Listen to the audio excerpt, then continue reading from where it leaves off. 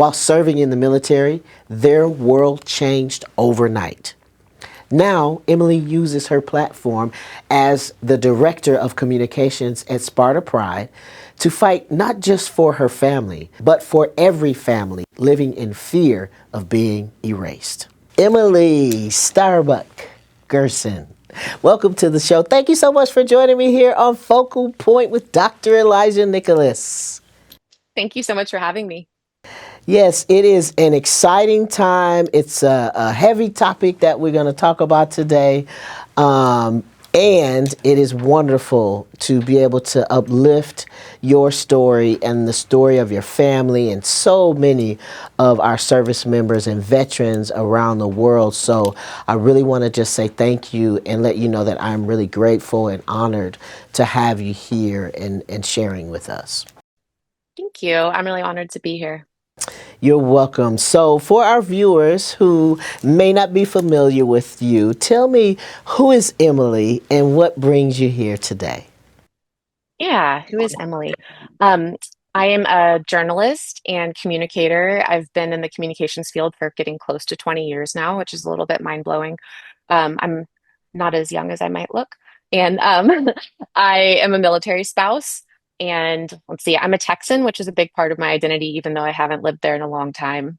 And we currently live in the DC area. And I'm a dog mom, big into animal rescue. And what brings me here today is my work, which sometimes bleeds into my personal life. I'm the director of communications at Sparta, which is an advocacy organization that advocates for transgender service members and open trans service. So, because my wife is a trans service member, I'm especially passionate. So thank you for your service and all the work that you do, because I've had the honor of watching you serve in multiple organizations. And thank you for your service and your wife's service, because what I have always said as a veteran, I believe that service is a family affair. And so I always want to say thank you to the spouses and family of service I members. appreciate that. So, Emily, tell us a little bit about your work as a journalist and how did you get into journalism? Yeah. So I went to college at University of Texas at Austin, intending to become a filmmaker, and pretty quickly realized that was not for me. It involved sitting in dark editing rooms for hours and lugging heavy equipment around, but I still wanted to do something with storytelling. And I'd always loved writing. I come from family of parents that are were very creative and did some writing. And so I decided to pursue journalism in more written form rather than film. And I started working at a student newspaper and absolutely loved it. Became an editor there, and it was too late to change my major. But I was given special permission to take some journalism courses and was like, yep, this is for me. So as soon as I got out of college, I wanted to get a job in journalism, and I was in Austin and realized all the kind of stereotypical magazine journalism jobs are in New York or LA. And I actually went and interviewed at a couple of those and realized the pay doesn't work unless you're like a trust fund baby. So I ended up taking some jobs that were not traditional journalism, working at some different websites that were starting to build up kind of an editorial newsroom, but they had a different business model than traditional publishing. Some of them were personal finance websites, so not very sexy, but I got to write and edit. And everywhere I went, I tried to infuse storytelling as part of it. And even in the times when I had a day job that was more of like a marketing writing job, I would do freelancing in my spare time and look for stories that were really human focused. And I never thought I would get into advocacy for my job, but I joined Modern Military Association of America in 2020, and that's where I worked for several years before coming over to Sparta. And when I was at that job, I was able to be the editor of their digital quarterly magazine, which you were a contributor to. And that was the first time I realized that I can have this sort of marriage of taking these issues I'm very passionate about, these communities that I love and am part of, and using storytelling to hopefully change hearts and minds and educate people, but not just for the love of reading, but to help affect change. Yeah, absolutely. Affecting change is so critical, especially in the time that we live in right now. And we do that a lot through storytelling. It's something about the human connection and sharing our stories and really allowing people really into our vulnerability, if you will. And so how has the storytelling helped you tell the stories of trans service members and just the overall climate today? hmm Yeah, I think one of the most interesting things about doing journalism or storytelling in the same field for many years is that you start seeing common threads throughout everyone's story. And so there's a lot of differences. Everyone's story, it's cliche, but everyone's story is unique. Some trans people know they're trans as soon as, before they could even talk. Some people didn't find out that about themselves until they were 70. So there's not any one size fits all. No community is a monolith, but there are these threads that I kind of have picked up on over time. And that's been probably one of the most fascinating things is being able to kind of understand the more I've heard stories and told stories, I feel like it's given me a lot more like compassion and empathy. I feel like I'm able to approach certain people with a better understanding. And so, like the trans community, like someone might look at me as a cis person and be like, why as a cis queer person are you working at a trans org? And it's like, well, I just have surrounded myself with these amazing individuals who have these incredible stories who need all the allies they can get to tell them. So it's just been really beautiful learning about the journeys of trans people. And I think the trans community is really magical because you all have had to go through a process of self actualization that some people never go through in their lifetime. And so you all carry such deep wisdom. And I just have so much respect for that. So I find it an honor to get to tell those stories. And it's incredibly heartbreaking that now I feel like, reading a story about a trans person years ago might have been more for just educational purposes, or oh, this is just an interesting person. Whereas you and I both know right now it's almost more about saving lives, changing lives. Yes, absolutely. And so it's like I want to ask what it's like basically telling your own story because being married to a trans woman and experiencing this over time and now experiencing all that has come with what's happening with the new administration.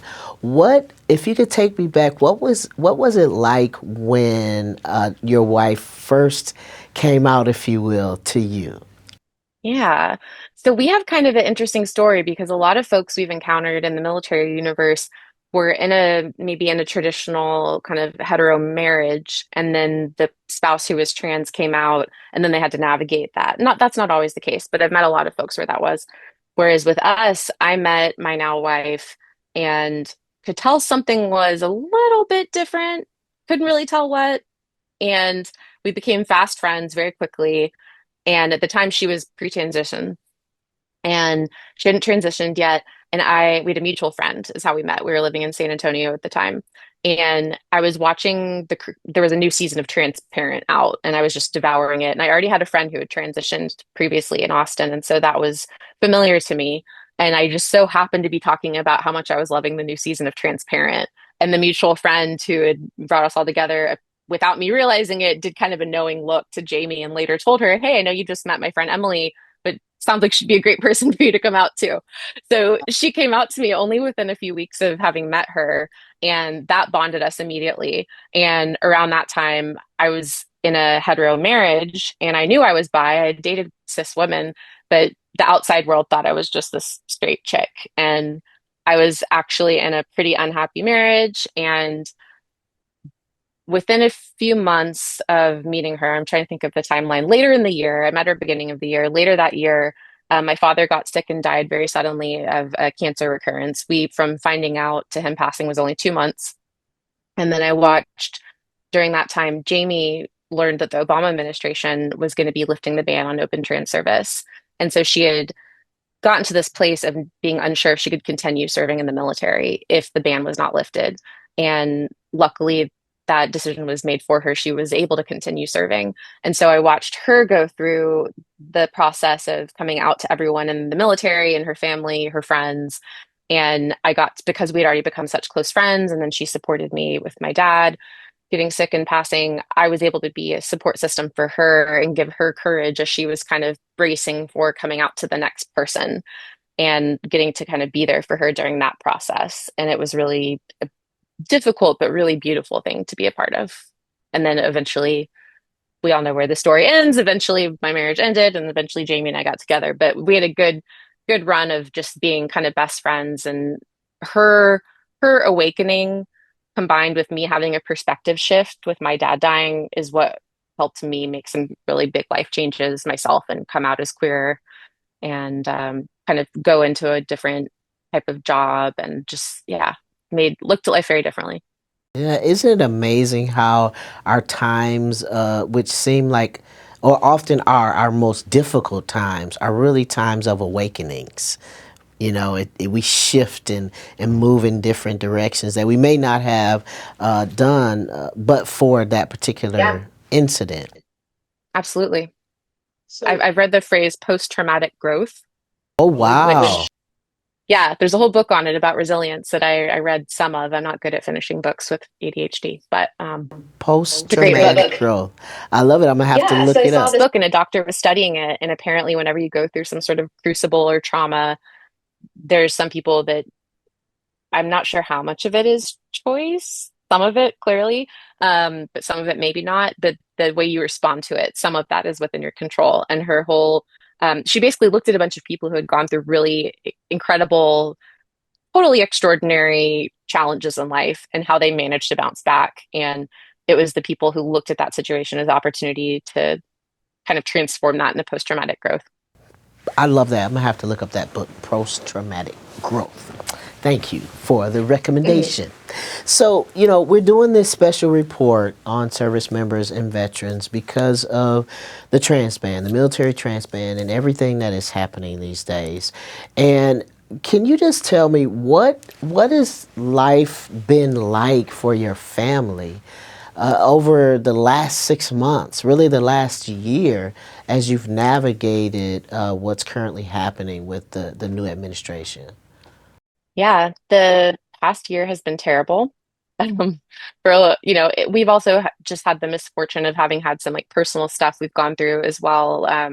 We have a dog who Jamie adopted right around the time of the first trans ban. That wasn't why she got him, but she adopted him from a rescue in San Antonio. And very soon after the trans ban, the tweets came from President Trump during his first term. And that dog, Jamie and I weren't a couple yet. We weren't living together. That dog became like one of her main sources of comfort and support during that time. And that same dog we had all these years, he passed in January from a quick illness with cancer. And so we started off the year with the inauguration, immediately finding out there was going to be a purge of trans service, and then her, losing our baby who she had thought if another ban happened, he could kind of be part of her support again. So we've had some other things happening that are really difficult, but the day-to-day uncertainty has been terrible. The roller coaster has been very stressful. And we're kind of now in a really weird period where there's been quite a bit of stagnation, where there's updates have been slower, policies have been delayed. Originally, my wife thought she would be fully separated by September, and here we are, it's almost November. And they only just released some of the involuntary separation policy. And even then, it's not fully mapped out what the next steps are. And I think one big shift I've seen is in the beginning when the trans ban first was announced, most other things in our life and our country were still the same. So my wife and I and most of the other trans service members we were really close to still felt very much wanting to be a part of the military, didn't want to leave that world. As you know, as a veteran, so many folks, like their sense of purpose is an identity is, wrapped up in their service. And then over time, as this kind of dragged on and as more policies became more damaging nationwide, but also for LGBTQ people and within the military, we started seeing some people almost feel a little bit less wanting to remain in. And then now here we are, so much has changed in our country and military and for LGBTQ people that, even if a trans service member could remain in right now, would they want to? And I hate it because I've been fighting for open trans service like crazy. And I do think anybody who has proven they can serve should be allowed to continue to serve. But one thing that's helped us with the grieving process in a really weird way is it has become so openly hostile now to trans people. I mean, they've made rules, months ago that if you're a trans person, you can't use the correct bathroom on bases and, in federal buildings, which, some people do anyway because there's not bathroom police. But having this specter, everywhere you go of am I safe? The trans service members can't even put on the correct uniform right now with technically being out of regs. There's so many things that have been happening that are so dehumanizing. And like her gender marker was changed in DEERS, even though, like, reverted back to male months ago. And they've done this to most people, even though all of her other legal documentation, including her passport, because she's from Virginia and got it updated years ago, it doesn't matter. They said, well, no, you're born male, you're male in our system, doesn't matter what your legal documents say. So that's a long-winded way of saying one way we've been able to cope with it better more recently is saying, you know what, this is not a system that would be a supportive place to be right now. And as much as she would love to continue serving and reach her 20, she's only at 14. She was a rising star in her field, made the second highest enlisted rank in under 14 years, which is almost unheard of. um, there's a part of us that's almost come to peace with, you know what, this is going to be safer for her to not be in right now. We're going to keep fighting for people to have the right to do it. And now we're in a weird place of, okay, we're kind of ready to move on, but the policies have been so delayed that we can't do that either. So she has started applying for jobs, not knowing when her separation date is. There was one job she was so excited about, got to be the number two candidate. And they said, well, when could you start? Not sure. She doesn't know. The people who did the voluntary option, and I say voluntary in quotes, some of those folks have been given dates a little in advance where they can start planning, but the involuntary, which is what we did, is even less certainty. So you have some folks who are, because this has been going on, dragged on since January now, you have folks who are starting to come to peace with it, but then can't even move on because they're still stuck in this system that hasn't made up its mind how it wants to handle them. Mhm. And it's just like being in limbo, if you will. Yes, And it is. so, I mentioned this in the first interview of this segment, and from an economic standpoint, we have thousands of trans service members who are on active duty still and in limbo and are still receiving benefits, still receiving pay as they should. And I think that is one maybe meeting point to help people Mhm. understand, like, this is like taxpayers are paying us to basically just be in the military right now. And not even to work. They put people on admin leave starting whenever the Supreme Court decision, I think that was in May. Most people, not everybody, but a lot of people have been on administrative leave where they're not even allowed to go to work if they want to. And so, yeah, to your point, yeah, the pay is nice, but like for people who, there could still be a legal victory. There could be, we're waiting. Both of the cases are kind of in this weird limbo that's moving very, very slowly. There could be a miracle. We've all kind of made peace with there probably won't be right now. And some folks are feeling ready to move on. Part of my job is difficult because I also have to hold space for the people that want to stay in and want to still join, and having to kind of keep tracking what that policy looks like and if that's possible and how they can be supported. And, at Sparta, we're going to keep fighting for open service. It just, with the reality that it may not be fully restored until another administration. So that's difficult too, that, I want to support the people that are ready to just get out. But I also would hate to see a policy that forced everyone out if some folks don't want that and want to keep fighting. But the waste factor is phenomenally stupid. We have, not to mention, the wastefulness of keeping these folks just on admin leave until all this is worked out is crazy, wasting the money, but also wasting their talent, making them sit at home. But then you have the cost of purging them and losing decades. I mean, when you combine all of the years of experience of these folks, you have a lot of trans service members like my wife who came out when the Obama administration lifted the ban in 2016. And a lot of those folks had already been in the military for a bit. So we're looking at people who have been in between 10 and 20 years. I mean, you know yourself how much training you have to do to be in the military. They keep you doing training constantly, and they pay for your degrees. And so just to give them the boot, the government has invested so much in each of these people. And they're not only going to be wasting all of that money, talent, resources, but they're going to have to backfill it and spend even more money there. So the cost of the discrimination here is just staggering. Absolutely. And so as we wrap up, can you talk to me a little bit about what Sparta is doing on the policy level to influence policy and influence what's happening with our service members and veterans? Yes. So we are a 501(c)(3 at Sparta, which means that we're a nonpartisan nonprofit, and that can be a little tricky at times. So we, try to balance not being overtly political, but being honest about the situation we're in. So one piece of what we do is supporting trans service members and those being separated. So we have some peer support programs. We have a private video group that meets weekly. We have a private online group that anyone can join where everyone's highly vetted and offering peer support. And then we have some micro grants for certain emergency situations for folks. And then on more of the policy side, we have a volunteer advocacy director who I work with closely, and we're kind of liaising constantly with other nonprofit partners, certain offices on the Hill that are friendly, like Sarah Jacobs' office, out of San Diego, who's on the entire Equality Caucus, but especially Representative Sarah McBride and Representative Sarah Jacobs have been two of the biggest champions. So kind of staying in touch with all of them, tracking what's coming out.